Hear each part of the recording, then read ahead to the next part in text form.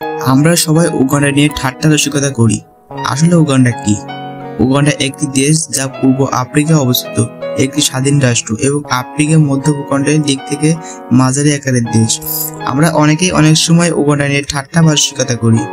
বাংলাদেশের মানুষের কাছে এটি কম পরিচিত দেশ এবং কিছু নির্দিষ্ট সামাজিক প্রেক্ষাপটে একে হাস্যরসের জন্য ব্যবহার করা হয়। তবে উগান্ডা একটি পূর্ব গুরুত্বপূর্ণ এবং সংস্কৃতি সমৃদ্ধ দেশ। অবস্থান: উগান্ডা পূর্ব আফ্রিকার একটি সমাবেষ্টিত দেশ।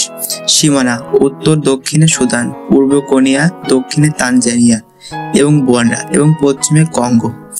উগান্ডা গণতান্ত্রিক প্রজাতন্ত্রের সঙ্গে মিলিত। উগান্ডার রাজধানী প্রধান শহর: উগান্ডার রাজধানী কাম্পালা। এটি দেশটির সবথেকে বড় শহর এবং বাণিজ্যিক কেন্দ্র। উগান্ডার জনসংখ্যা: উগান্ডার জনসংখ্যা প্রায় 45 মিলিয়ন এবং একটি বহুজাতিক ও বহুভাষিক দেশ। উগান্ডার সরকারি ভাষা ইংরেজি এবং সোয়াহিলি, তবে দেশটি আরও অনেক স্থানীয় ভাষা প্রচলিত। উগান্ডার সংস্কৃতি: উগান্ডা তার নৃত্য, সঙ্গীত এবং শিল্পের জন্য বিখ্যাত। দেশটি প্যারেন্টস অফ আফ্রিকা নামে পরিচিত কারণ এর প্রাকৃতিক সৌন্দর্য এবং বন্যপ্রাণীর জন্য। উগান্ডার অর্থনীতি: উগান্ডার অর্থনীতি কৃষি নির্ভর। এটি কফি এবং চা, তুলা উৎপাদনের জন্য পরিচিত। বিশ্বজুড়ে উগান্ডার পরিচিত।